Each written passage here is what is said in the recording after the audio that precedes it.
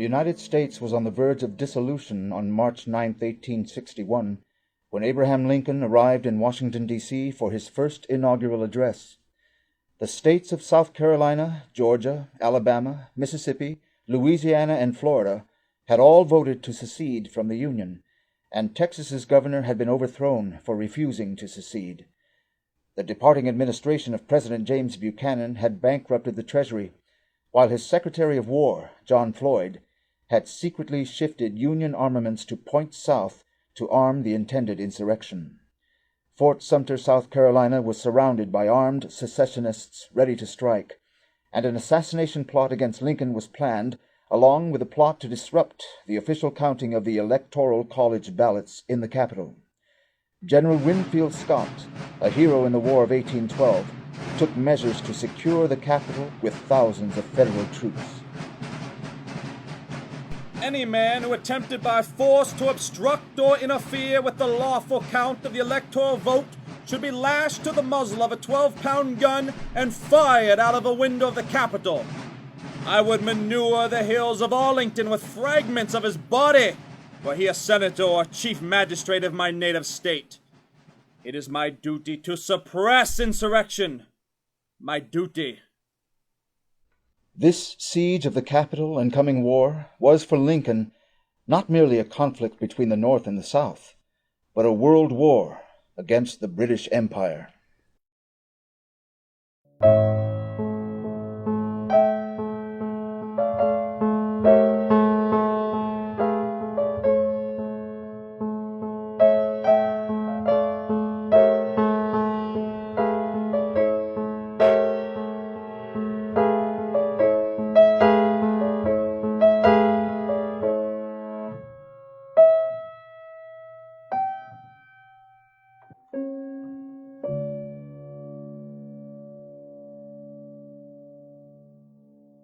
Lincoln knew the British Empire viewed the U.S. government, founded on the principle that all men are created equal, as a threat to the continuation of their empire.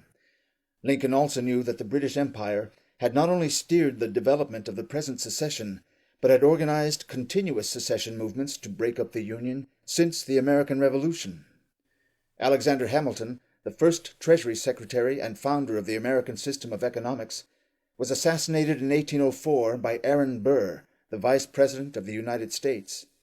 At the same time, Burr organized a military insurrection against the government to create a separate nation composed of the vast Louisiana Territory and part of Mexico. The design, funding, and brashness of Burr's operation were not his own. I have just received an offer from Mr. Burr, the actual Vice President of the United States, to lend his assistance to His Majesty's government in any matter in which they may think fit to employ him, particularly in endeavoring to effect a separation of the western part of the United States from that which lies between the Atlantic and the mountains, in its whole extent. The British government which deployed Burr burned the capital to the ground 8 years later in the War of 1812, and organized a secession movement of the New England states, a system driven by the British East India Company and its Secret Intelligence Service Director, Lord Shelburne. As the United States defeated these various attacks, Shelburne's successor and protege, Lord Palmerston, turned to the British slave system in the southern U.S. as the new axe to chop apart the United States. The slavery system, destroying the southern United States, was a critical part of a worldwide British economic system to which Adam Smith gave the name Free Trade. Beginning in West Africa, the British East India Company, Royal Africa Company, and others captured slaves. These slaves were shipped to the Western Hemisphere to create the slave plantation system of the southern United States. The principal product of this system in the 19th century was cotton, 75% of which was exported to England. Here, English peasants worked for shillings to turn the cotton into low-quality textiles, which were then sold in India, the crown jewel of the empire. The Indian subjects, denied the right by the British to produce for themselves, paid for the textiles with opium crops. The Indian opium was then shipped from India to China, where it was forced on the Chinese people for enormous profit, addicting millions to the life-sucking drug. The profits from this cycle characterized by East India Company lackey Adam Smith as buying cheap and selling dear, was the foundation of the empire's existence. An interruption of any one part was an interruption to the whole. In dealing with vulgar-minded bullies, and such unfortunately the people of the United States are, nothing is gained by submission to insult and wrong. The U.S. have no navy of which we need be afraid, and they might be told that if they were to resort to privateering, we should, however reluctantly, be obliged to retaliate by burning all their seacoast towns. Palmerston never gave up the hope that the United States could be broken apart, that you could destroy the American system. And so Lord Palmerston was naturally a supporter of the Confederacy. In fact, he wrote a letter January 1st, 1861 to Queen Victoria, praising the British and French troops taking of Peking at that time. And then he said, "We also are on the verge of the dissolution of the United States." And this was good news for Britain. When Lincoln was elected in November 1860, the British had recently conducted war against Russia in 1854 and against China in 1859, when the Chinese attempted to block the smuggling of opium into their ports. Now, in 1861, a great war was imminent, pivoted on whether the British or the American system would prevail in the Western Hemisphere. Lincoln knew that he was going into a war. The key of Lincoln, the character of Lincoln, going into the inauguration and through his presidency, was he was on the front lines of a war against the British Empire. And he knew it. He was being shot at. Eventually, obviously, he was assassinated. But there were many attempts against him, as if he was a soldier in the battles. But it was his ideas, it was his mind, which drove the victory over the South. That was why he was the #1 target. In Lincoln, because of the nature of the conflict over slavery, he very much always came back to the Declaration of Independence. That this, for I think any of the great figures in the United States, the Declaration and the Constitution are one piece. So Lincoln rested on all men are created equal and have the right to life, liberty, and the pursuit of happiness. That these are inalienable rights. And they are embedded in every individual human being, that there is no difference. On his trip to Washington for the inauguration, Lincoln was notified of an assassination plot laid for him at a scheduled stop in Baltimore, Maryland. Now, when he passed through Philadelphia, after having been informed of this plot, he stayed right here on this spot and participated in a flag-raising ceremony on the morning of February 22nd, 1861. I have never had a feeling politically that did not spring from the sentiments embodied in the Declaration of Independence. I have often pondered over the dangers which were incurred by the men who assembled here and adopted that Declaration of Independence. I have pondered over the toils that were endured by the officers and soldiers of the army who achieved that independence. I have often inquired of myself what great principle or idea it was that kept this Confederacy so long together. It was not the mere matter of the separation of the colonies from the motherland, but something in that declaration giving liberty not alone to the people of this country, but hope to the world for all future time. It was that which gave promise that in due time the weight should be lifted from the shoulders of all men, and that all should have an equal chance. This is the sentiment embodied in that Declaration of Independence. Now, my friends, can this country be saved upon that basis? If it can, I will consider myself one of the happiest men in the world if I can help to save it. If it can't be saved upon that principle, it will truly be awful. But if this country cannot be saved without giving up that principle, I was about to say, I would rather be assassinated on this spot than to surrender it. Lincoln is very specifically an example of a fully conscious figure of history, that he is acting as a figure of history. His motive is that. His immediate predecessor, there are many predecessors for Lincoln's thought, and in a case like his, there are always things that you may overlook, which are important. But the key thing is his impetus which led to his presidency was John Quincy Adams. The policy was, we have a Canadian border, we have a Mexican border, we have an Atlantic Ocean, we have a Pacific Ocean. These are our borders. This is our nation. We have to develop this territory for this nation in this territory. And our destiny, implicitly with him, but for all of us, is our destiny is across the Pacific. As the Columbus crossed the Atlantic, we must cross the Pacific to liberate the people on the other side of the Pacific Ocean, in the sense of engaging them as our partners against the European oligarchy. That was the policy. So that's Lincoln's policy. The British oligarchy knew that Lincoln represented this mission to destroy them. That is why, upon his election, they had to stop him from being inaugurated. Now, when the carriage itself that was supposed to be carrying Lincoln passed through Baltimore, there was an enormous riot planned that was supposed to go off, trigger a certain amount of chaos, and there were planted assassins in the crowd who were going to stab Lincoln to death.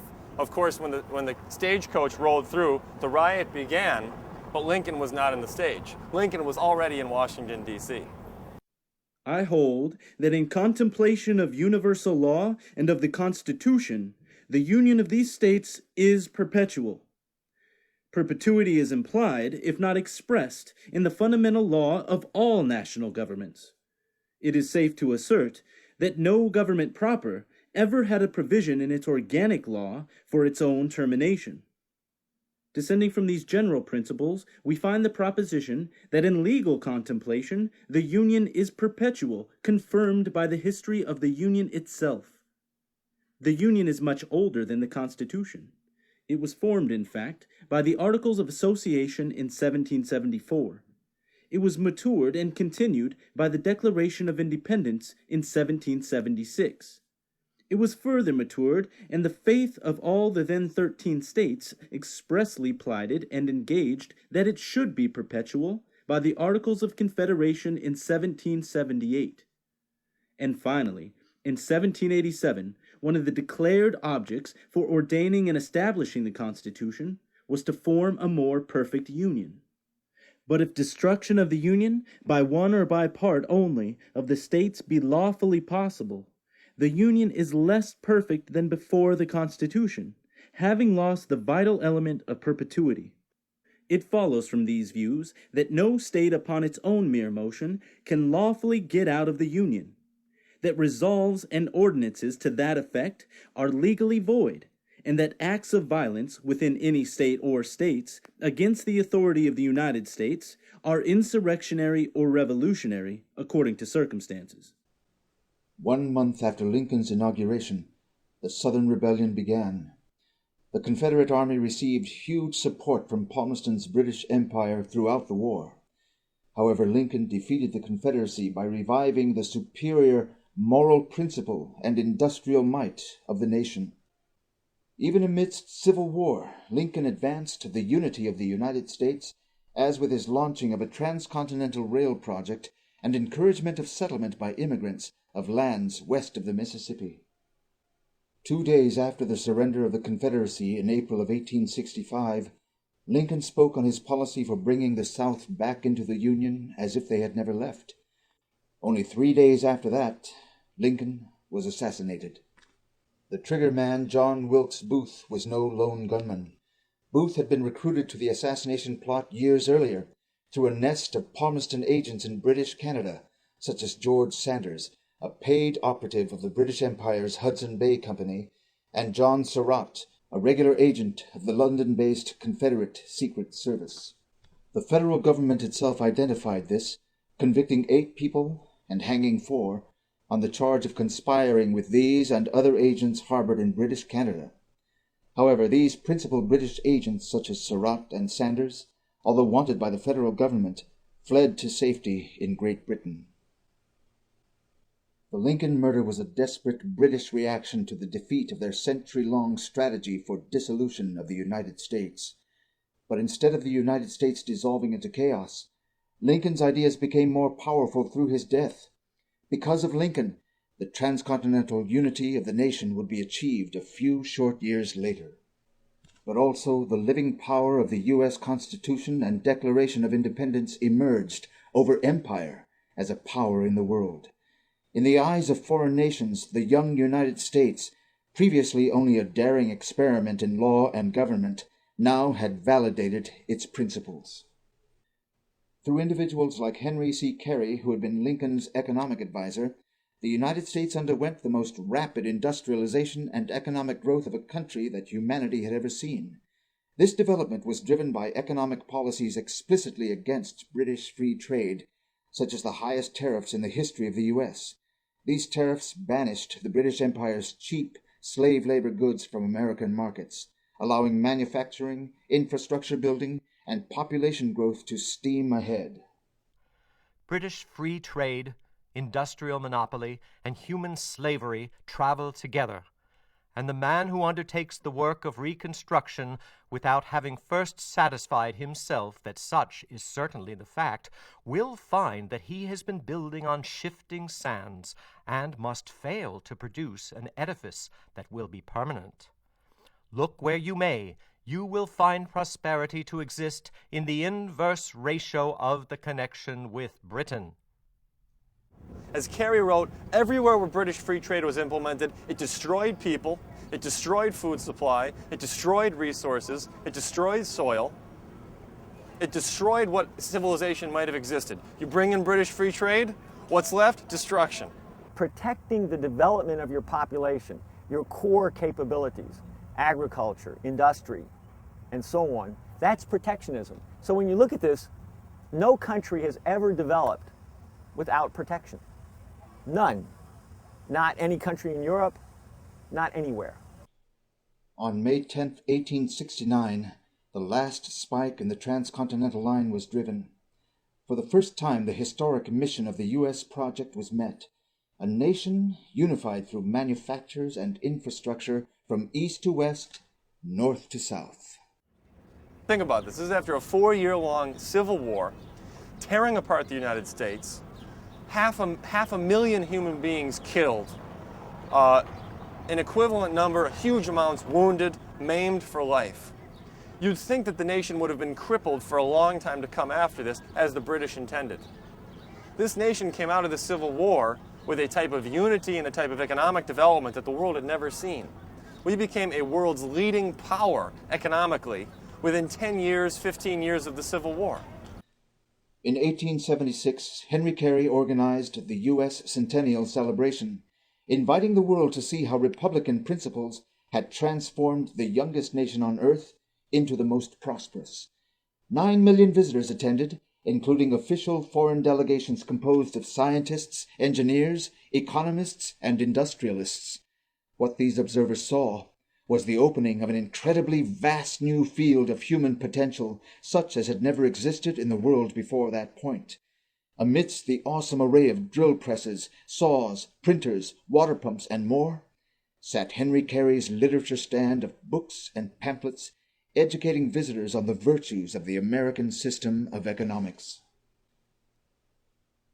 The American system of economics values the creative powers of the human individual far above any other form of material wealth. Further, it recognizes these creative powers as the very source of that material wealth. While the British Empire fights for control of the so-called natural resources of the environment, the American system's power comes simply by the recognition that the nature of the human species was to be the one living creature on the planet which had no natural resources, outside of its members' own sovereign ability to create them. All creation is a mine, and every man a miner. In the beginning, the mine was unopened, and the miner stood naked and knowledgeless upon it. Fishes, birds, beasts, and creeping things are not miners, but feeders and lodgers merely. Beavers build houses, but they build them in no wise differently, or better now, than they did 5,000 years ago. Man is not the only animal who labors, but he is the only one who improves his workmanship. This improvement he effects by discoveries and inventions. That's the entire experience of the human of a person, of mankind. Is you're directly related to ideas, Because of that, you become the only interface for ideas to manifest themselves in physical reality. To make a discovery of principle, a discovery of something that exists that's true in the universe, and then to force the physical universe to respond to that invisible principle, to respond to that idea. The human economy exists within a universe organized by this dynamic ability of man to willfully change nature.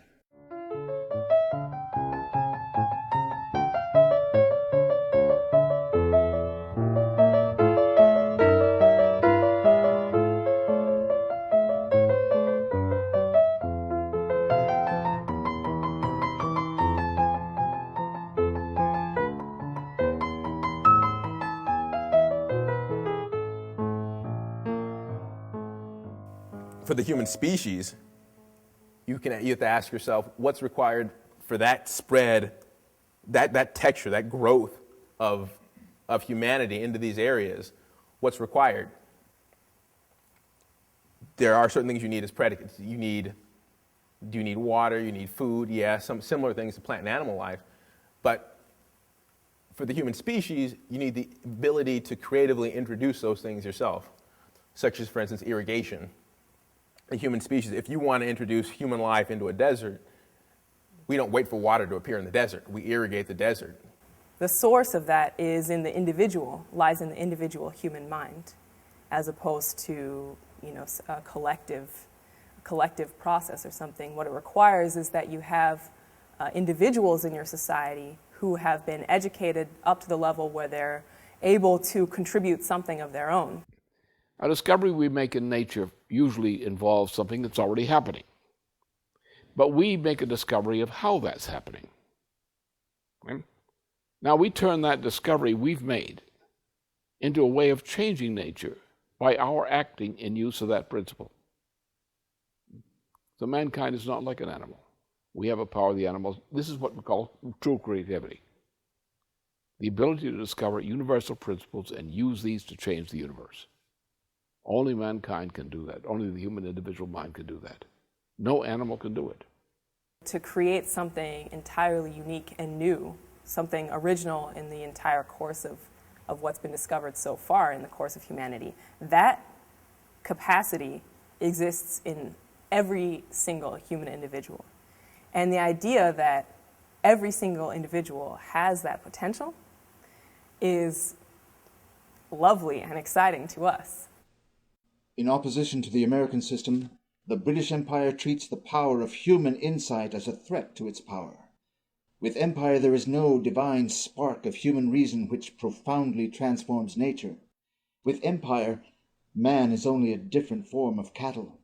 Thus, the oligarch system must cease to exist, for it works against the laws of nature and the human mind. You can contrast the North and the South in the United States. The utter lack of industrial development and then the just backwardness, living in the swamps, state of existence that you had in the South of the United States was a direct product of their view of man.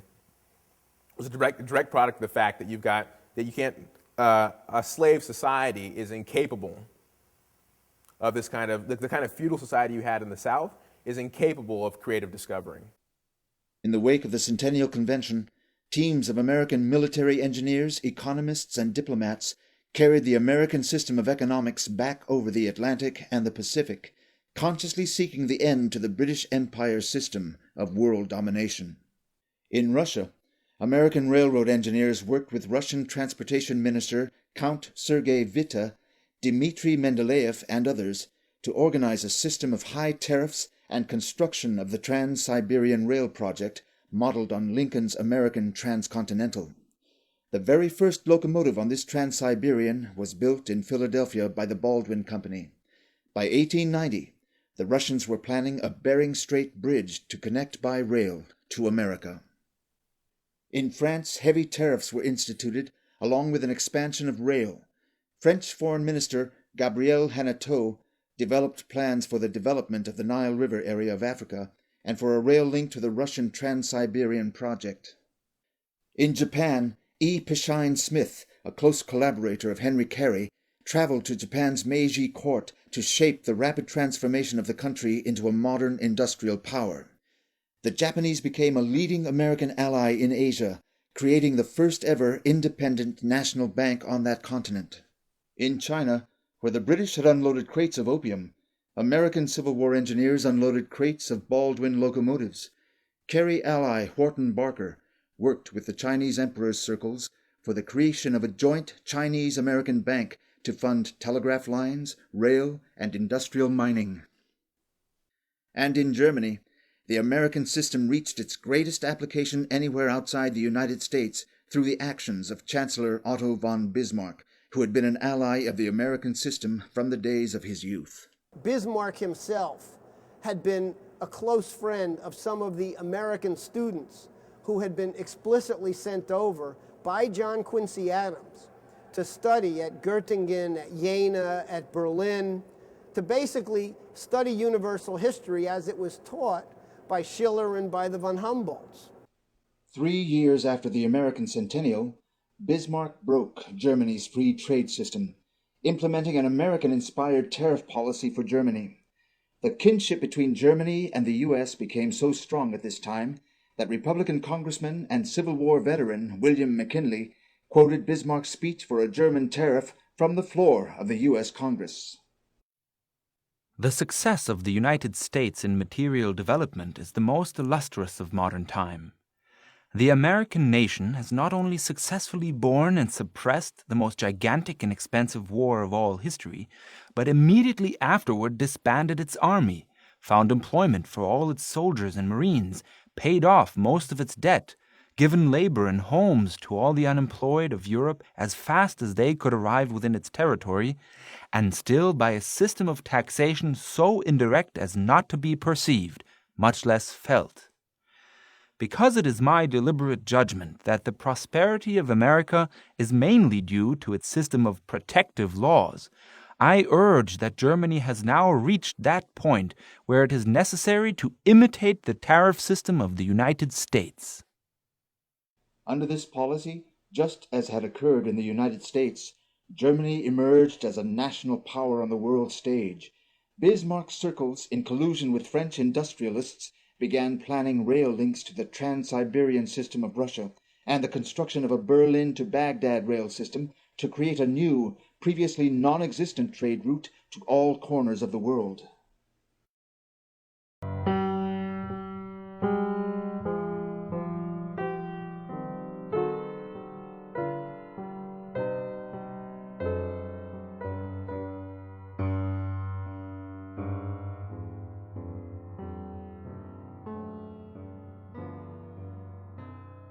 The threatened world leadership of the British East India Company based itself on a relationship between control of the world's sea routes and enforced underdevelopment of interior land masses.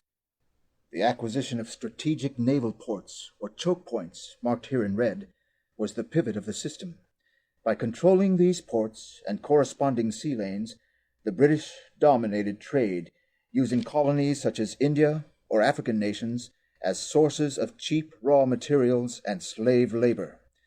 Other nations wishing to engage in the same geographical area would have to operate through the British. The transcontinental rail projects of the post-Civil War period, therefore, emphasizing interior development of land masses, such as Lincoln's American Transcontinental, Sergei Witta's Trans-Siberian, and Bismarck's Berlin-Baghdad system, were a mortal threat to the historic maritime-based power of the British Empire.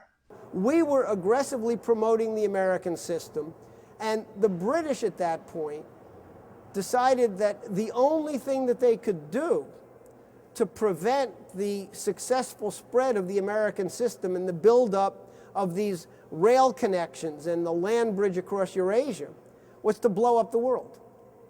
Literally, they were losing the chess game badly, and so their only last option was to kick over the chessboard.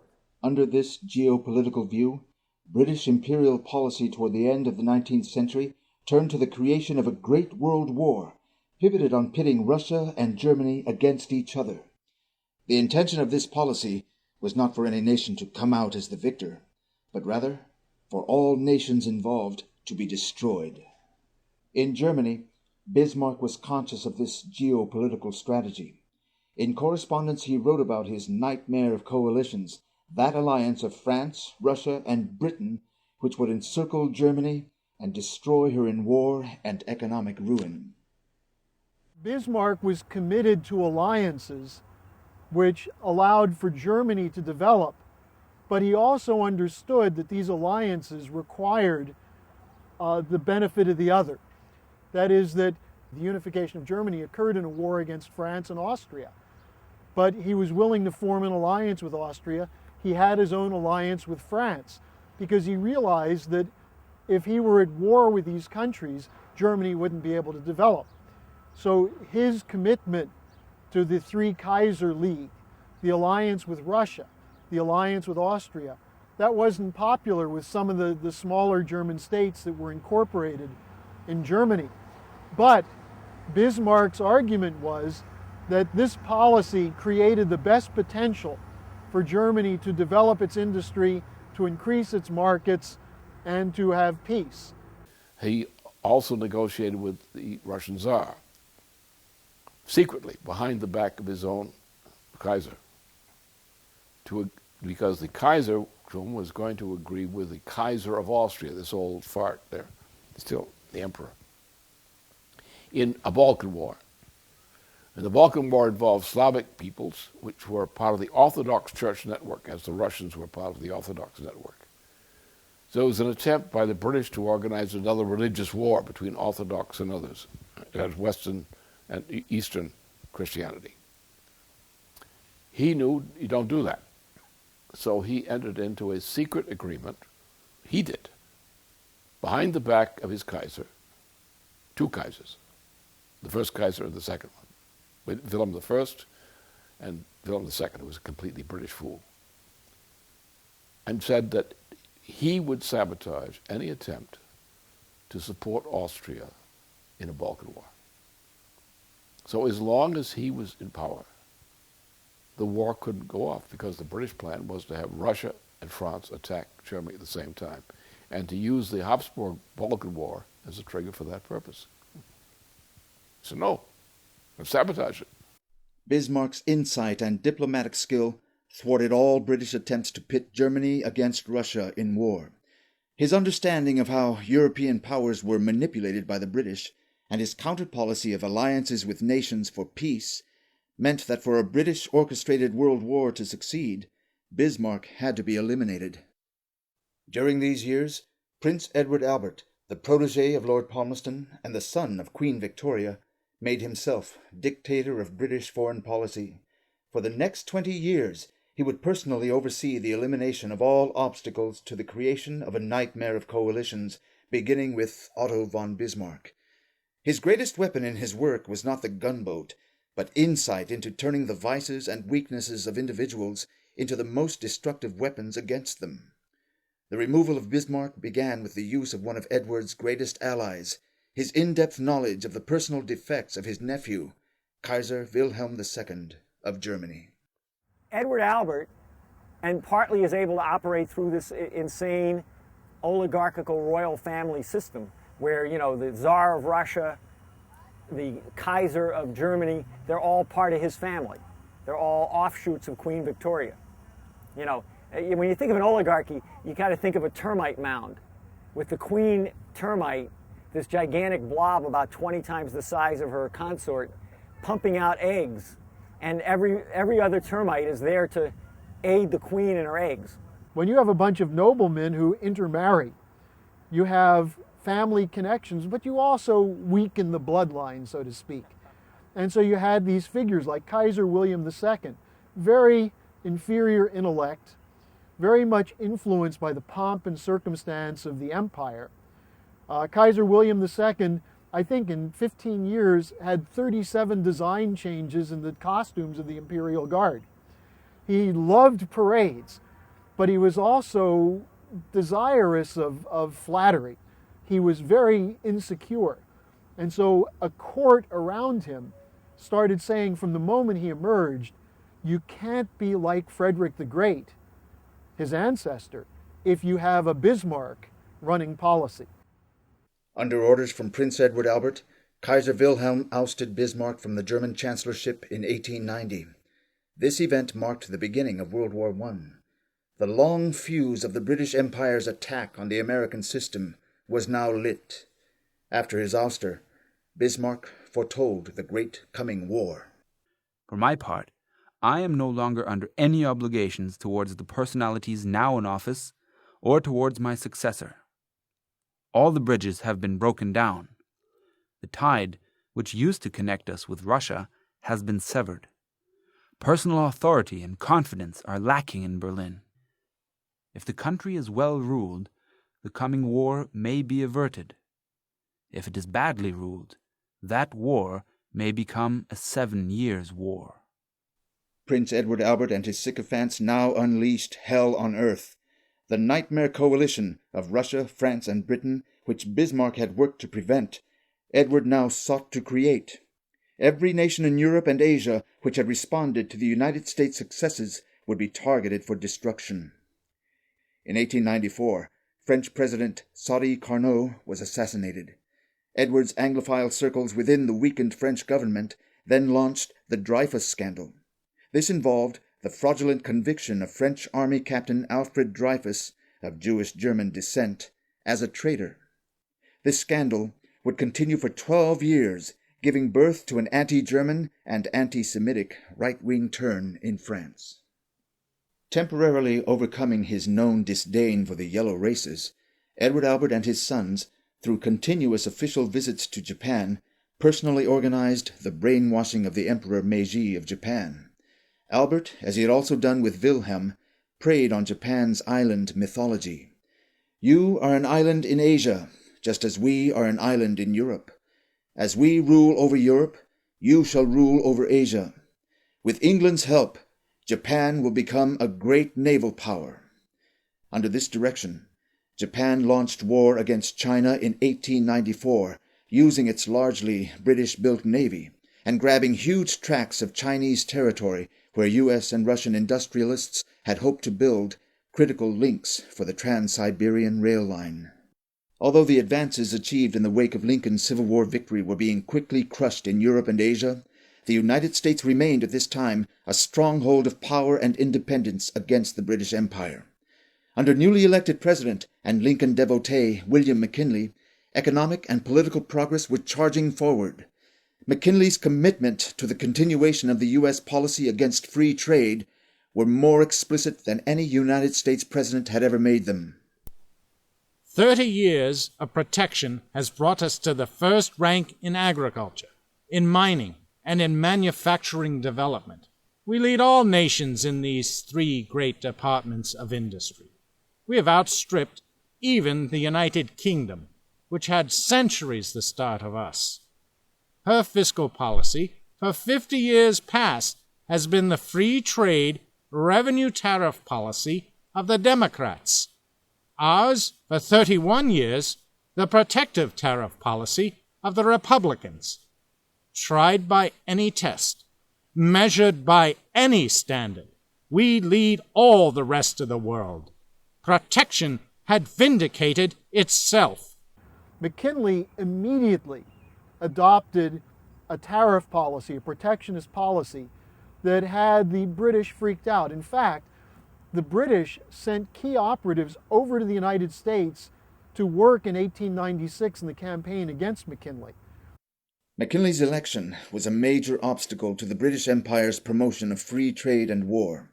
In an explicit revival of John Quincy Adams' Monroe Doctrine policy, McKinley embraced the International American Conference's proposal for extension of the U.S. railway system through Mexico to the tip of South America.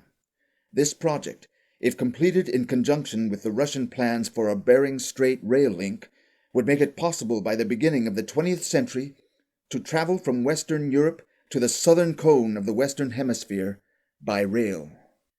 But when McKinley's vice president died in 1899, British Allied bankers seized the opportunity. Teddy Roosevelt was forced on as McKinley's new vice president for the next election. Teddy Roosevelt was as far as one could get from a Lincoln Republican. A sworn Anglophile, his love for the British Empire and its system of racial hierarchy were due to 2 key individuals, One was his uncle, James Dunwoody Bulloch, who, during the Civil War, had served in England as the head of the Confederate Secret Service. Bulloch procured the entire Confederate Navy, which destroyed Union ships and blockades of the South, prolonging the war. Teddy Roosevelt considered Bulloch one of his personal heroes, and traveled to meet his exiled uncle in England in 1886 to be tutored on naval war strategy. American traitor Alfred Thayer Mahan, author of The Influence of Sea Power on History, was the other major influence on Teddy Roosevelt. Mahan frequented the Royal Societies and clubs of Prince Edward Albert's England, promoting their new post-Civil War vision of an Anglo-American naval empire. Mahan's leading proponent in the United States was Theodore Roosevelt. When Mahan's book was published, very few people read it. Roosevelt bought up as many copies as he could and distributed it throughout the Congress, to the Navy, to key people. McKinley continued to organize the transcontinental rail projects despite Teddy Roosevelt and his British allies in the White House. 6 months into his second term, he delivered a rousing speech to the Pan American Conference in Buffalo to 50,000 North and South Americans. The next day, McKinley was murdered by an anarchist, deployed by the same Emma Goldman anarchist networks which had killed President Carnot of France 7 years previous. As Goldman would later admit, it was London that was the base of operations for her international terrorist movement. The killing of McKinley, which was done by the British, was done by that, but it was to get rid of him. It brought in Teddy Roosevelt. And Teddy Roosevelt was trained by his uncle, who was the chief of the Confederate Intelligence Service in London as a British agent. So you have the presidency of the United States by assassination is turned over from a patriot to an enemy, Teddy Roosevelt. This derailment of the Lincoln legacy in the United States ensured that Edward Albert, now King Edward VII, would meet no resistance from the U.S. In 1904, by preying on the continuing Germanophobia connected to the Dreyfus Affair and a humiliating defeat of the French army by the British at Fashoda, Edward and his French agents rammed through the Entente Cordiale agreement with France. The pivot of this friendship treaty included binding commitments for collaboration in future war. On the other side of Eurasia, Britain's other new subject, Japan, was poised to launch another war, this time against Russia. The Japanese emperor had signed an Anglo-Japan treaty in 1902, the central feature being that in the event of a Japanese-Russian war, Britain would prevent other European powers from aiding in Russia's defense. With the green light thus on, British banks had increased loans to Japan for arms and warship production. As the Entente Cordiale was being finalized, Japan launched a devastating sneak attack on the Russian naval station of Port Arthur, foreshadowing the Pearl Harbor attack 37 years later against the United States. By 1905, the Japanese war against Russia had achieved its objective. The Russian nation was crippled. Only one capital ship remained in its navy. The resources of the country were exhausted. After the peace treaty, arbitrated by U.S. President Teddy Roosevelt, a revolution was run against the Tsar, further weakening his ability to govern. The optimistic vision of Russian leaders like Sergei Witte for a tramway of iron rail girding the world had been replaced by the bleak practicalities of war and British balance of power games. Shortly thereafter, King Edward bestowed the most noble British order of knighthood, the Royal Order of the Garter, on the Japanese emperor, an order so esteemed it was only possessed by the king and 25 knights around him. The summer of that year, Kaiser Wilhelm II of Germany and Tsar Nicholas II of Russia met on a yacht in the Baltic Sea. The Tsar feels a deep personal anger at England and the king. He called Edward VII the greatest mischief maker and the most dangerous and deceptive intriguer in the world. I could only agree with him, adding that I especially had to suffer from his intrigues in recent years. He has a passion for plotting against every power, of making a little agreement, whereupon the Tsar interrupted me, striking the table with his fist and saying, "Well, I can only say he shall not get one from me, and never in my life against Germany or you." My word of honor upon it. Tsar Nicholas of Russia would not keep his word of honor for long. Within 2 years of this discussion, in 1907, the Tsar signed a war alliance with King Edward's Britain, arranging Russia in a triple partnership with France and Britain against Wilhelm's Germany, the very trap Nicholas had sworn to his cousin he would avoid. In the absence of Otto von Bismarck, no one remained to prevent King Edward's orchestration of a nightmare of coalitions for war. Coincident to arranging this series of horrifying developments, King Edward VII was maintaining perhaps the warmest correspondence between an English monarch and a U.S. president in history.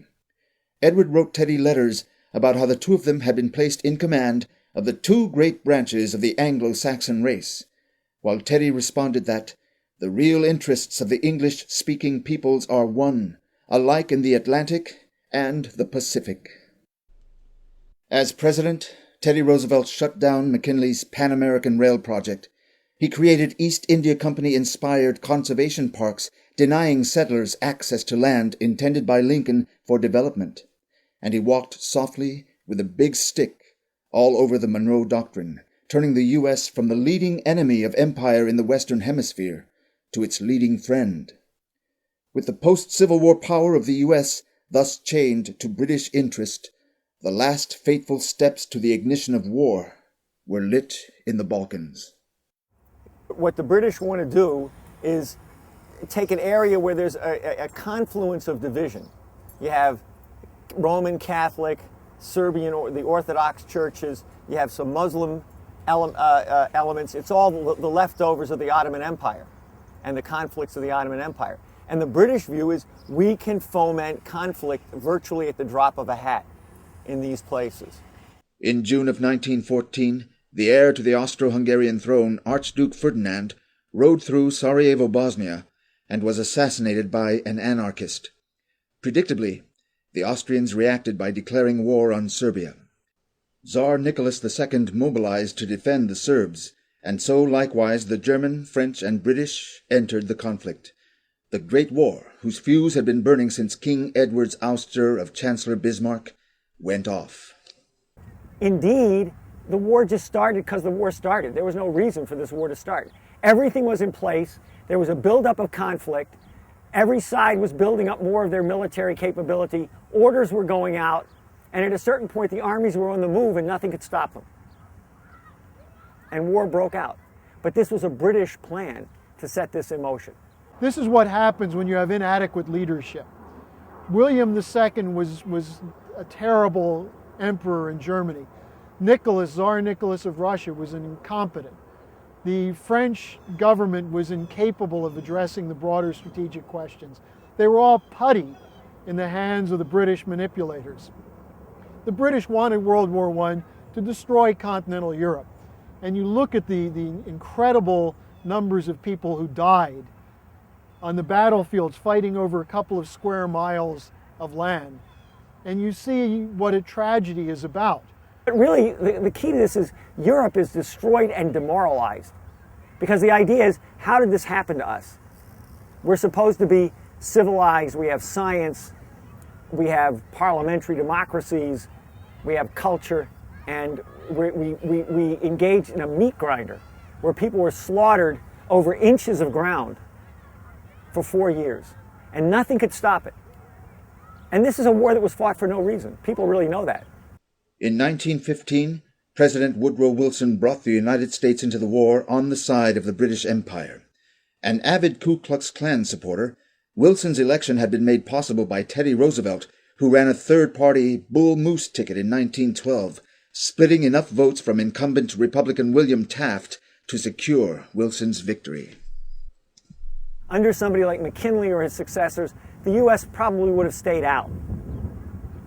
But under Teddy Roosevelt and Woodrow Wilson, both with a history tied to the Confederacy, the United States ultimately comes in on the British side.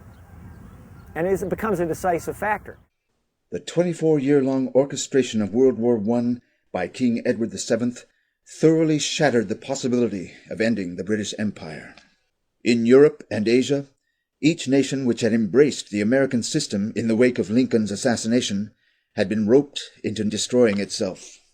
In the United States, the Lincoln legacy was all but lost, with Woodrow Wilson closely tying the U.S. to support of British imperial interest for the post-war world.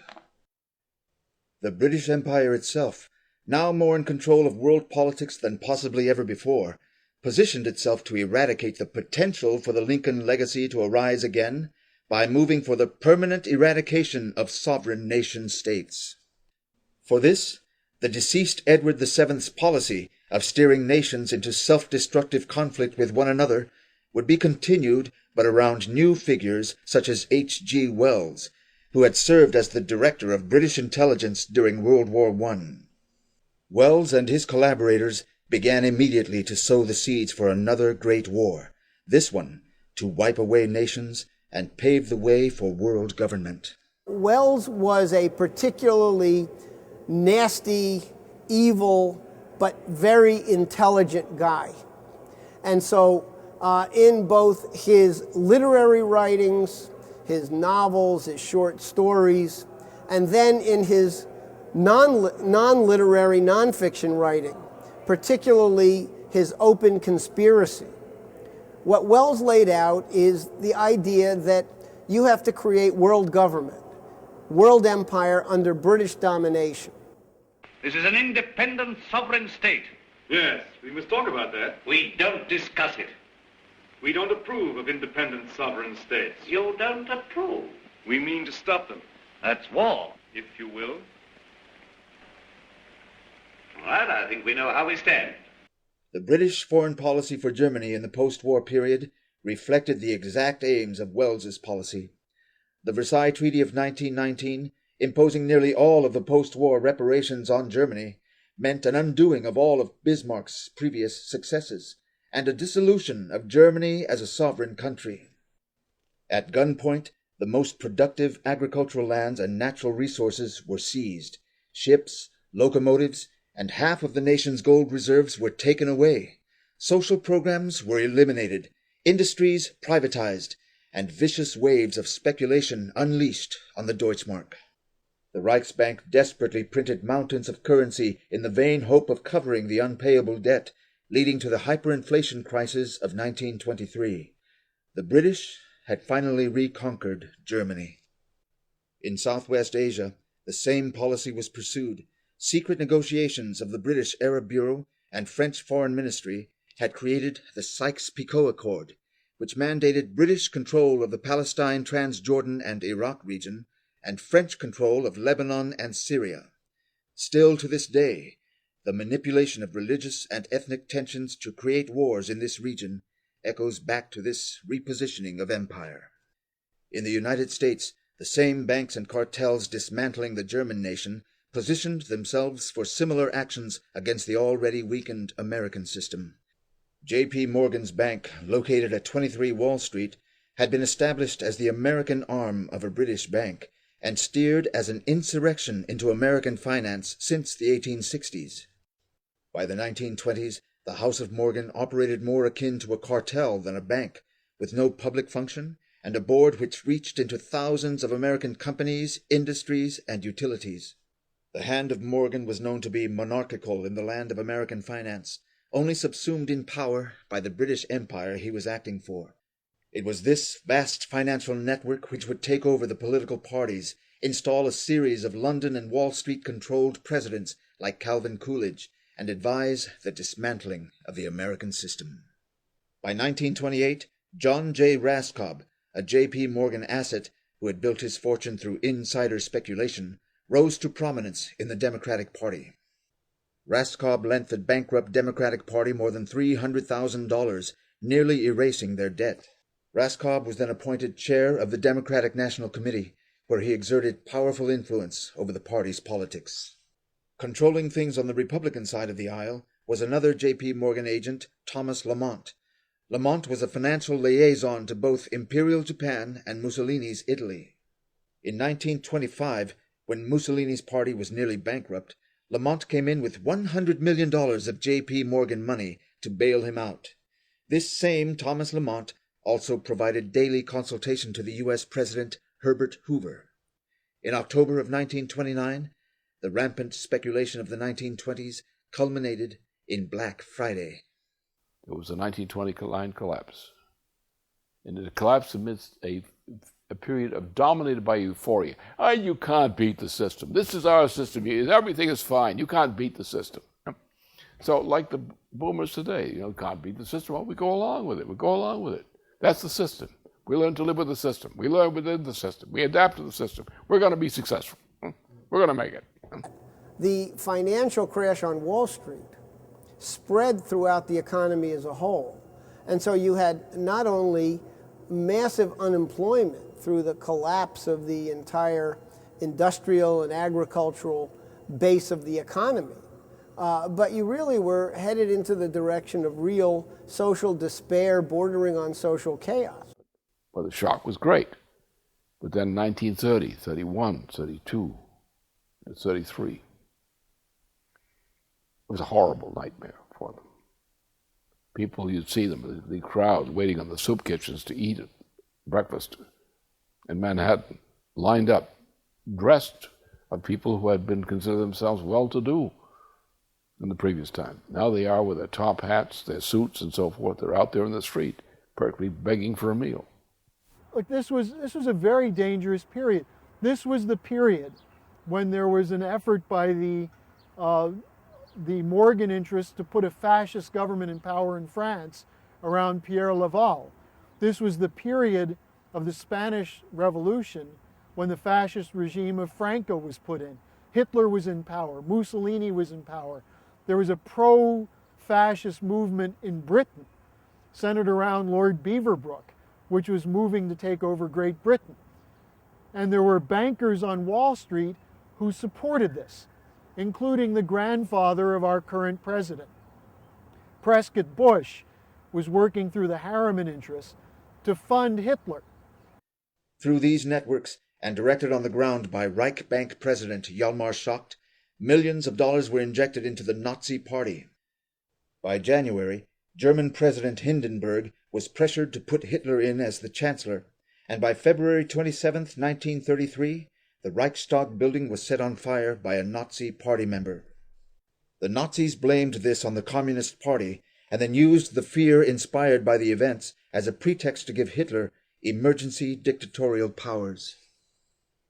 The economic crash in the United States had snowballed into widespread hunger, bankruptcy, foreclosures, and 25% unemployment. People were not in a position to pay attention to the ominous rumblings abroad. Yet interest in the coming elections was unprecedented. Voters fervently hoped to find a leader who would, against all odds, turn them away from despair and restore the nation to prosperity. As the Democratic Convention neared, the Raskob-directed Democratic National Committee would go to extraordinary lengths to win the presidency. Their only opposition lay with a Democrat named Franklin Delano Roosevelt. The party rules at the time were that the candidate to be nominated needed 2/3 of the delegates to win. Franklin Roosevelt had slightly less than that. Only a few states needed to join to his side, and he could win. The method that was plotted against him by the DNC was to keep the votes separate through as many ballots as possible until the delegates would break form and the convention might end up in a deadlock where the party would elect a compromise candidate of the DNC's choosing.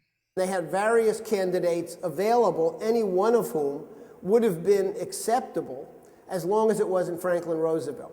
Their idea was that if they could string it out through 4, 5, 6, 7, or 8 ballots, that they could eventually convince supporters of Roosevelt that he couldn't make it, they should drop their support for him, and they could bring in a candidate acceptable to the Morgans. To ensure none of the delegates broke for Roosevelt, his opponents created a chaotic atmosphere at the convention. They paid street thugs to come into the convention and boo any time Roosevelt's name was mentioned. They ran the media of the city to be anti-Roosevelt to create a fog of confusion.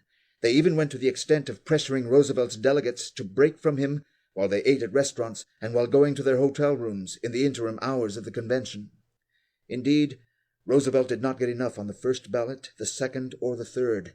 In each vote he made only small gains. Campaign manager Howe and Roosevelt both knew that if at any point he lost votes, he would be out. the fourth vote comes up, and Roosevelt's in direct communication with Howe and Farley, and basically their idea is they've got to get it on this roll call. A mysterious telegram began to circulate at this point of the convention, a telegram intended to disorganize the Roosevelt delegates. The way out of danger of a deadlock is not only open, but it is attractive. For all through these various delegations, there is an astonishingly strong, though quiet conviction that the party can unite on a man who is stronger than any of the leading contenders. That man is Newton Baker of Ohio.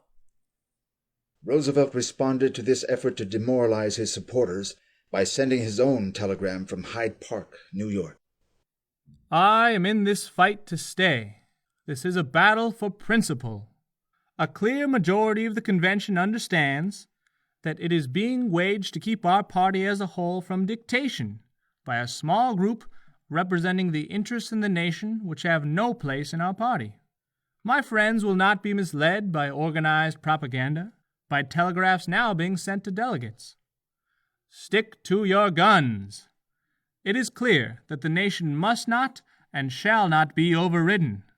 Now is the time to make clear that we intend to stand fast and win.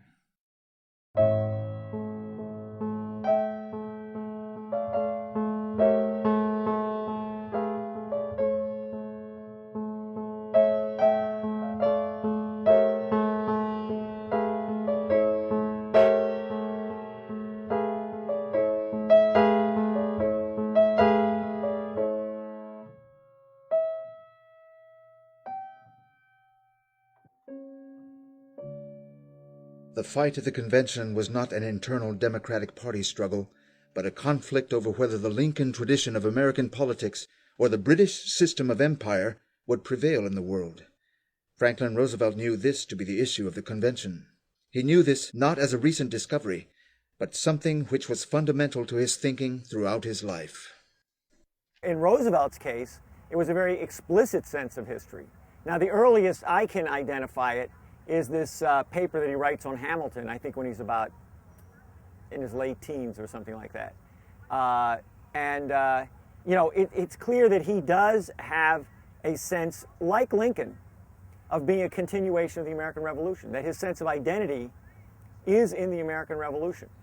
Now, I think it's very interesting, even though this is a very short paper, and obviously it's not a big scholarly exercise, it's more his own sense of who Hamilton was.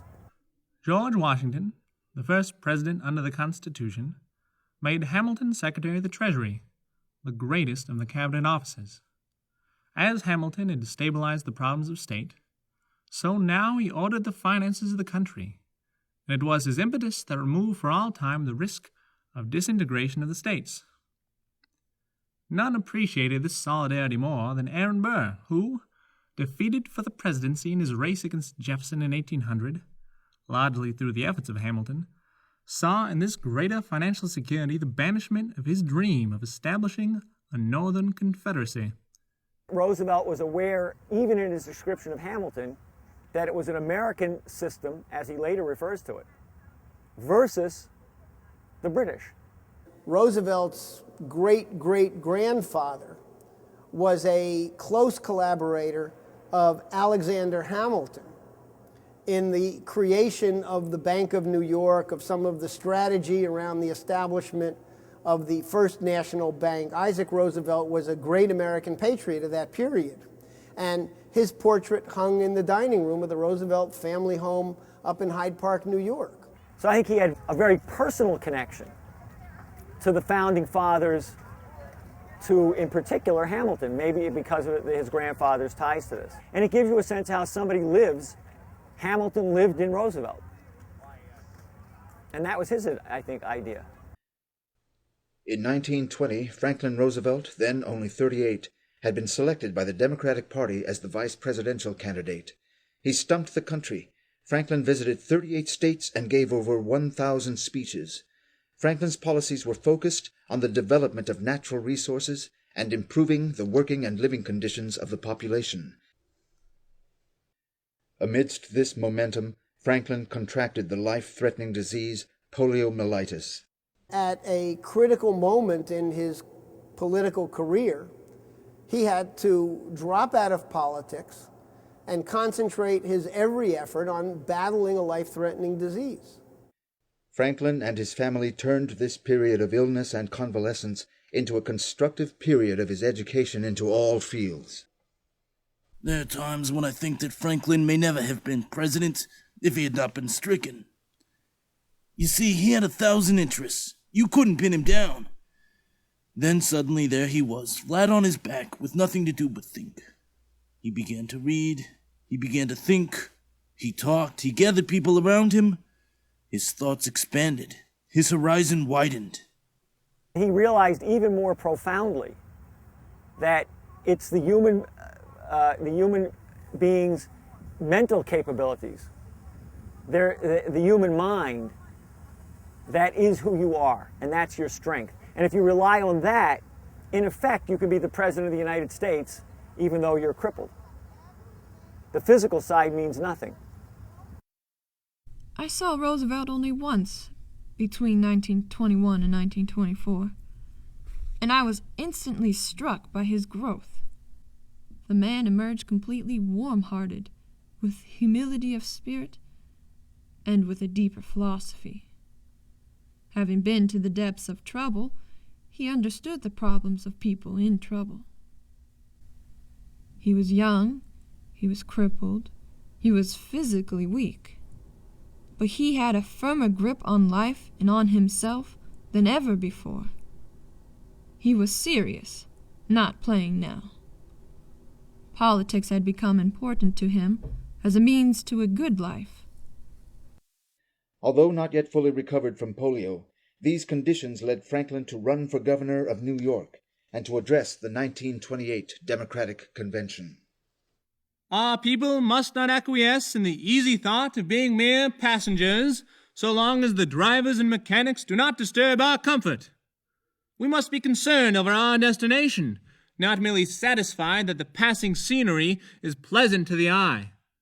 We must be interested in whether that national destination be heaven or hell, and not content that the man at the wheel has assured us that we shall find a full bank account and a soft bed. We do not want to change these United States of America into the United States Incorporated, with a limited and self-perpetuating board of directors and no voting power in the common stockholders. Once elected governor, Franklin began to reverse the ongoing economic disintegration by implementing policies of Social Security, unemployment insurance, major state infrastructure, job creation projects, regulation over utilities, and initial regulation of Wall Street. This prescription set a precedent for policy standards later and drew many protests against him from the Hoover administration. I think it is time for us Democrats to claim Lincoln as one of our own. The Republican Party has certainly repudiated, first and last, everything that he stood for.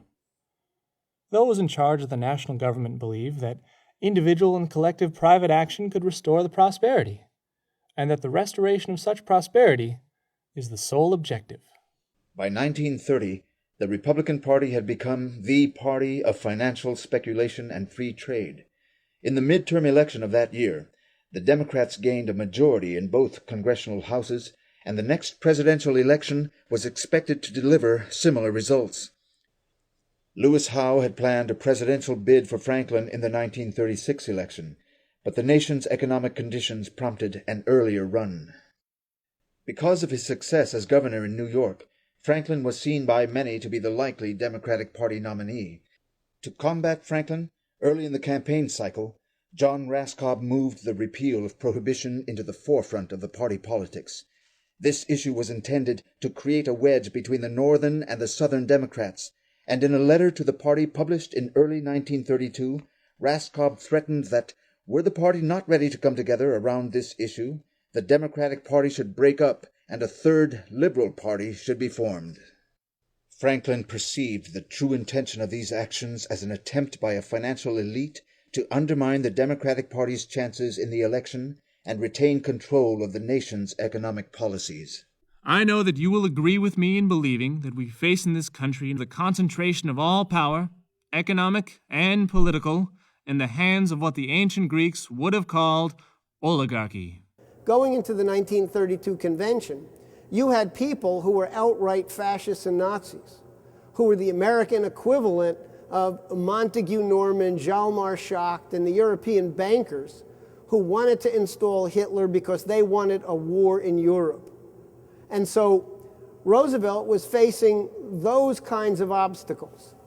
To combat this control from an elite few of the Democratic Party, Franklin invented the fireside chats in order to educate the population about the problems America faced and to muster support for his intended policy solutions.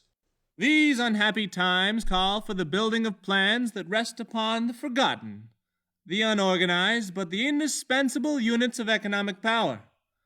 Plans that build from the bottom up and not from the top down, that put their faith once more in the forgotten man at the bottom of the economic pyramid. It is high time to admit with courage that we are in the midst of an emergency at least equal to that of war. Let us mobilize to meet it. In this situation, Roosevelt attracted especially the people in the lower 80% of family income brackets to the fact that he was going to do something for them. And we had a deeper cultural level in the United States, which is not British. People had an idea of a constitution, may not have been too clear on it, but they knew under our system that's not right. We don't do that to our own people. We don't let them starve. We don't let them suffer. It's not our way of doing things. So he could appeal to that sense of justice, of fairness, or sometimes called fairness, in the American population. And he got a tremendous base of support in it. He knew what he was doing. He knew the history. He'd laid the basis for what he did in his governorship in New York. He knew exactly what he was doing. He knew what he was up against. He knew who the enemy was. And he knew that we were not safe unless we got rid of the British system. This was the Franklin Roosevelt after earning a majority of the popular support during the primaries that came into the Democratic Party convention of 1932. A nomination of Roosevelt would mean the revival of Lincoln's legacy. A victory of anyone else would ensure an end of the United States. Roosevelt came into the convention as the clear favorite of the American people, yet the party apparatus was dead set against Roosevelt getting the nomination. Amidst the chaos of the convention, the Roosevelt apparatus persisted. Cracks started to develop among the different constituencies, and ultimately an American response came from the participants of the convention. Enough people realized that Roosevelt was the only alternative to the Wall Street Party, and that he was the only one committed and prepared to govern in the interests of the United States. A deal was brokered. The California and Texas delegations broke for Roosevelt, and he secured the nomination. Franklin D. Roosevelt, having received more than 2/3 of all the delegates voting, I proclaim him the nominee of this convention for President of the United States. Although this pleased the people in the convention, it did not please Raskob and his masters.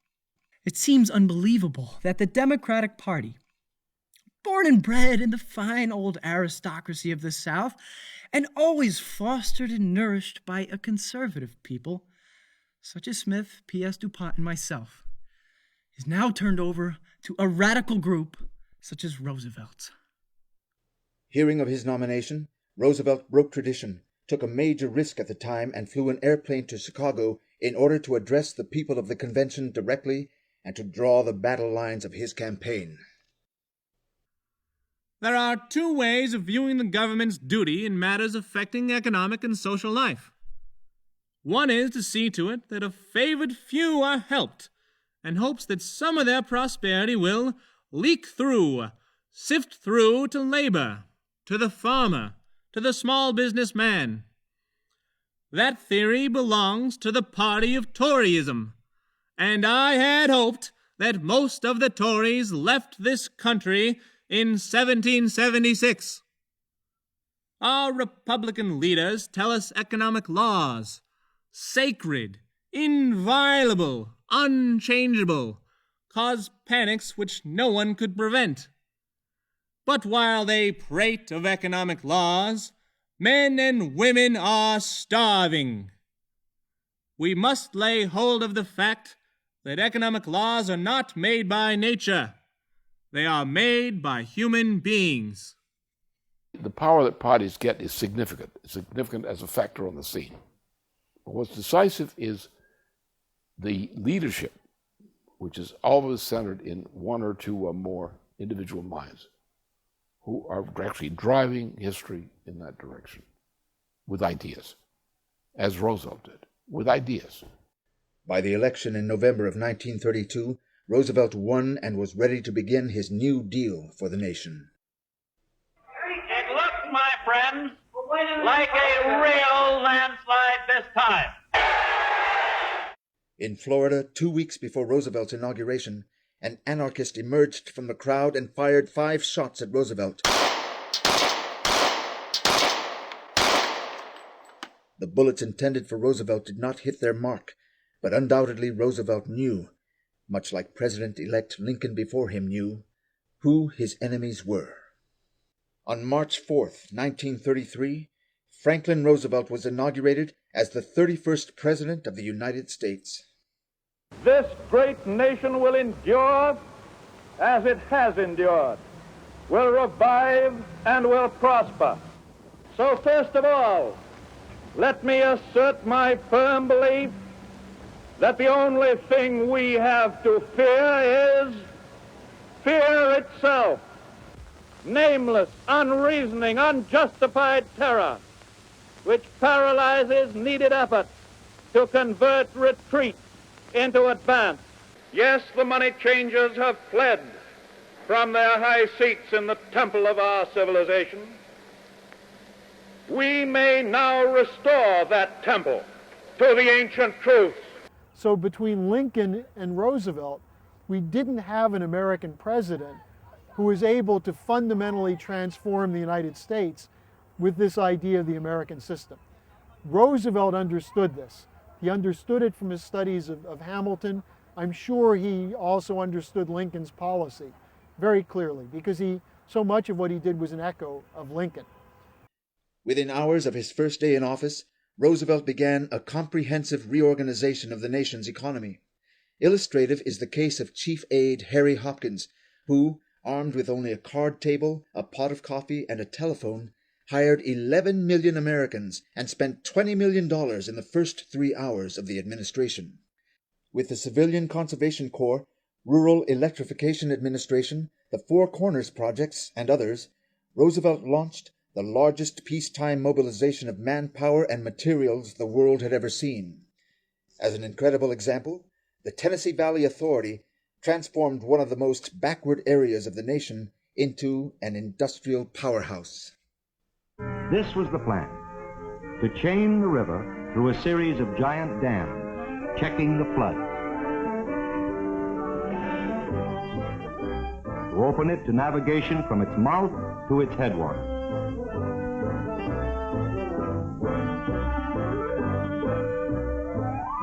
To give the farmers the benefit of modern science and research, to help them control the water on their land and restore the fertility of the soil, to reforest millions of acres on the ravaged hillsides, to exploit the mineral resources of the area, to use the electric power generated by the dams to develop and rehabilitate industry in the cities, to electrify the farms through rural cooperatives. Above all, to prove that human problems can be solved by reason, science, and education. Roosevelt used the Reconstruction Finance Corporation as a quasi-national bank to reestablish the credit of the nation. He built schools, libraries, airports, post offices, and all with government-issued credit. He reestablished the U.S. currency, stabilized the price of gold, and opened a penetrating investigation into the rampant speculation on Wall Street, all within the first 100 days of his administration. But what he wanted to do was move immediately to stop the foreclosures, put people back in their homes, save the farms, build back farm income, and start up U.S. industry again. And to a large extent, he succeeded. Policies that Roosevelt instituted for rebuilding the U.S. economy completely flew in the face of these powerful Wall Street and City of London allied interests. By the middle of 1933, Roosevelt's attacks against free trade practices were tearing up the privatized control of the U.S. economy. As a desperate reaction to Roosevelt and his American system policies, one of the most outlandish British-directed plots in modern history was planned. J.P. Morgan's John Raskob was tasked to form a group to propagandize against Roosevelt's policies. This organization, becoming active in most cities and states, fervently attacked Roosevelt with thousands of speeches and millions of pamphlets distributed across the nation. The group was called the American Liberty League. The objective of the League was to become the eventual administrator of a 500,000-man force which would storm the White House and overthrow President Roosevelt. The plan was to then establish a dictatorship which would immediately enact the economic austerity plans of Hjalmar Schacht's labor camps already being applied in Nazi Germany. All they needed was a man with credit among the military legions to lead this coup. Unfortunately for them, the man they tried to seduce was a true American, retired General Smedley Butler. He knew the corruption of government and big business intimately from his past, and refused to succumb to playing the role of an American Hitler. General Butler contacted a trusted Philadelphia publisher, and by the time enough evidence was collected to substantiate the story, Butler took this plot to the Senate, and as the press hit the stands, the hearings began. The plot was exposed. The plan as outlined to me was to form an organization of veterans, to use as a bluff or as a club at least, to intimidate the government and break down our democratic institutions. The upshot of the whole thing was that I was supposed to lead an organization of 500,000 men, which would be able to take over the functions of government. The defeat of this attempted coup was only another step in Roosevelt's re-establishment of the strength of the U.S. Constitution as a living principle of government. His response to the coup attempt was to further recruit the population to the approaching global war against fascism and poverty. These economic royalists complain that we seek to overthrow the institutions of America. What they really complain of is that we seek to take away their power. Our allegiance and our allegiance to American institutions requires the overthrow of this kind of power. Against economic tyranny such as this, the American citizen could only appeal to the organized power of government. We well remember that the collapse of 1929 showed up the despotism for what it was. And the election of 1932 was the people's mandate to end it, and under that mandate, it is being ended.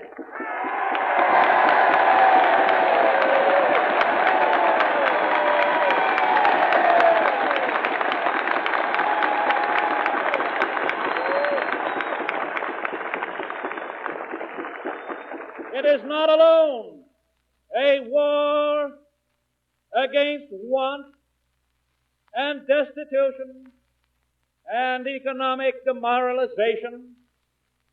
It is more than that. It is a war for the survival of democracy. We are fighting to save a great and precious form of government for ourselves and for the world. And so I accept the commission you have tendered me. I join with you. I am enlisted for the duration of the war.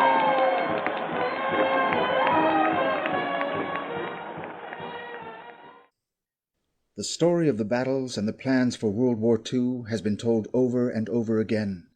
What has not been told is the story of the war between the American and the British system to determine the future of civilization, which took place in discussions between the two individuals who represented these outlooks, President Roosevelt and Prime Minister of Britain, Winston Churchill. The story is perhaps best told through the eyes of Franklin Roosevelt's own son, Elliott Roosevelt, who attended and later transcribed many of these discussions. Winston is at the dinner table, Father, and already giving quite a speech. Shall we go? He shall come to understand this time. He must. World events are outpacing our resolve. What do you mean, Father? Winston would like to think I wasn't serious last time, but tonight is a different story. You know, Elliot, after flying over Africa, I've had some important thoughts about the future of the world. If you look at the Great Salt Flats in southern Tunisia, you can see that at one time it must have been a vast inland sea. You also have the rivers that spring up in the Atlas Mountains to the south and disappear under the Sahara to become subterranean rivers. Why not take these waters and divert this water flow for irrigation? It'd make the Imperial Valley in California look like a cabbage patch. And the salt flats. They were once below the level of the Mediterranean. You could dig a canal straight back to recreate that lake, 150 miles long, 60 miles wide. The Sahara would bloom for hundreds of miles. It is true, wealth. The Sahara is not just sand, it has an amazingly rich potential. Imperialists don't realize what wealth is, what wealth they can create. They've robbed these continents of billions, and all because they were too short-sighted to understand that their billions were pennies compared to the possibilities. Possibilities that must include a better life for the people who inhabit this land. Just then, Vice President Wallace came in. I can't take this, Franklin. I just spent an hour talking with the British Foreign Minister. He was trying to convince me that after the war, the United States and the British have to contain the threat of communism. I said, fascism, communism, capitalism all come from the same point of view, and the British economics is no different. And all he could do was stare at the ceiling and spout some hullabaloo about Darwin. These people are the damnedest fools. Henry, you need more finesse. Finesse? You see, most of these folks are just victims of this old system. Their system uses them more than they use it. We've got to be impatiently patient, Henry. Franklin, we've got our very own fascist here in this country, just waiting to subvert us all over again. We have to move fast to solve this thing. Yes, but after the war, the cries will come that the present unity will no longer be necessary, and that's when the job will begin, in earnest. One sentence. When we've won the war, I will work with all my might and main to see to it that the United States is not wheedled into the position of accepting any plan that will further France's imperialistic ambitions or that will aid or abet the British Empire in its imperial ambitions. Winston has got to listen to me this time. He'll find out this time. Father Wallace and I walked into the room together and sat down at the table. There were pleasant jokes and light discussion for most of the evening. After everyone had eaten, and making sure the Prime could hear him, Father began to talk loudly to one of the guests. You know, my friend over there doesn't understand how most of our people feel about Britain and her role in the life of other peoples. It's in the American tradition, this distrust, this dislike and even hatred of Britain. There are many kinds of Americans, of course, but as a people, as a country, we're opposed to imperialism. We can't stomach it. He looked at Churchill with a smile significantly. The Prime Minister sat like a Buddha, a big cigar in his face. The point, which I am having a hard time getting across to some people, is that many Americans are anti-British. Take me. God knows, and my friend knows, I'm not anti-British now, but I remember very clearly that when I was 7 or thereabouts, in 1889 or 90, and my mother took me to England, and we saw Queen Victoria drive in her carriage down a London street, why, I hated the old woman. At this point, Most of the dinner guests slowly made their way out of the room, while Churchill sat there, sinking in his chair, immediately lighting another cigar. By the time the room cleared out, it was only Father, Churchill, Wallace, and myself. The discussion had turned to policies for after the war and Father's plans for a new economic system. Those Empire trade agreements are a case in point. It's because of them that the people of India and Africa, of all the colonial Near East and Far East, are still as backward as they are. Mr. President, England does not propose for a moment to lose its favoured position amongst the British dominions. The trade that has made England great shall continue, and under conditions prescribed by England's ministers. Alexander Hamilton's reports prove that our American system strengthens the economy through developing the population. This is what has always worked and will work. It's principled. I am drafting a pamphlet to bring about the industrialization of China. We could start tomorrow. You have no idea what a mistake you would be making with that. We feel... I am firmly of the belief that if we are to arrive at a stable peace, it must involve the development of backward countries, backward peoples. How can this be done? It can't be done, obviously, by 18th century methods. Who's talking 18th century methods? Whichever of your ministers recommends a policy which takes wealth and raw materials out of a nation, but which returns nothing to the people of that country in consideration. 20th century methods involve bringing industry to these colonies. 20th century methods include increasing the wealth of the people by increasing their standard of living, by education, by bringing sanitation, by making sure they get a return for the raw wealth of their community. Take India, Winston. I can't believe that we can fight a war against fascist slavery and at the same time not work to free people all over the world from a backward colonial policy. There can be no tampering with the Empire's economic agreement. They're artificial. They're the foundation of our greatness. Mr. President, I believe you are trying to do away with the British Empire. Every idea you entertain demonstrates it. But in spite of that, we know that you constitute our only hope. And you know that we know it. You know that we know that without America, the Empire won't stand. Once Churchill had enough, he forced a smile, got up, and cordially bid us a good evening. As he waddled away, Father picked up his things and spoke confidently, to himself, but also to me. The choice is ours, you know.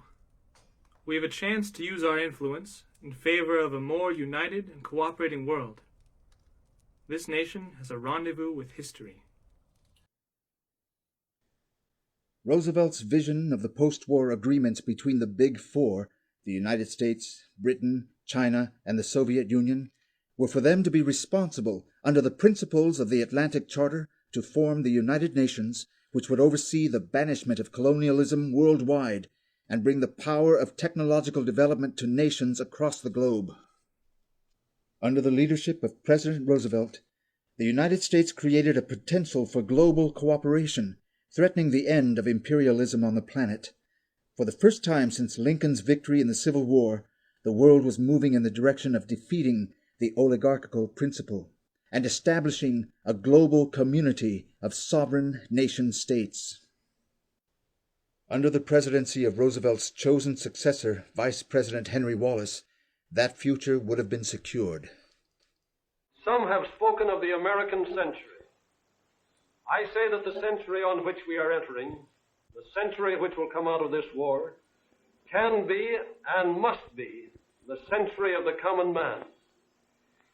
If we really believe we are fighting for a people's peace, all the rest becomes easy. This is a fight between a slave world and a free world. Just as the United States in 1862 could not remain half slave and half free, so in 1942 the world must make its decision for a complete victory one way or the other.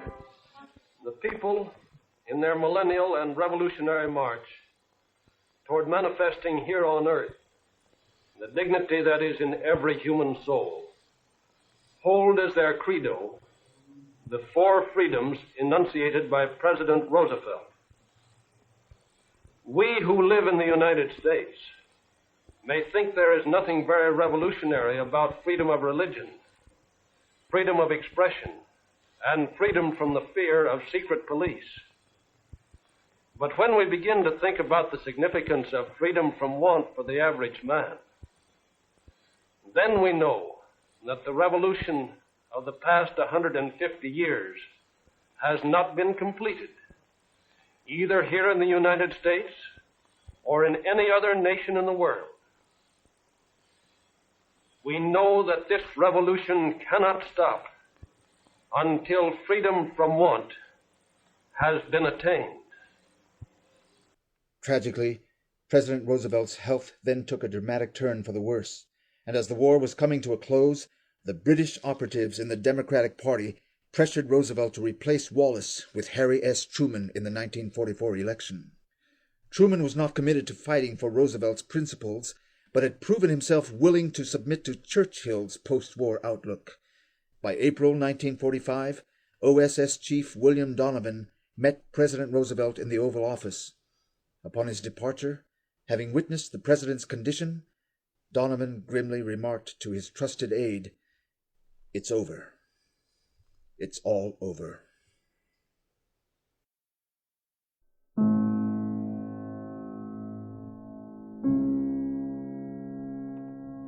As President Roosevelt was laid in the ground, the British and Dutch were allowed to re-enter Africa, Indochina, Indonesia, and other nations on the brink of independence and recolonize.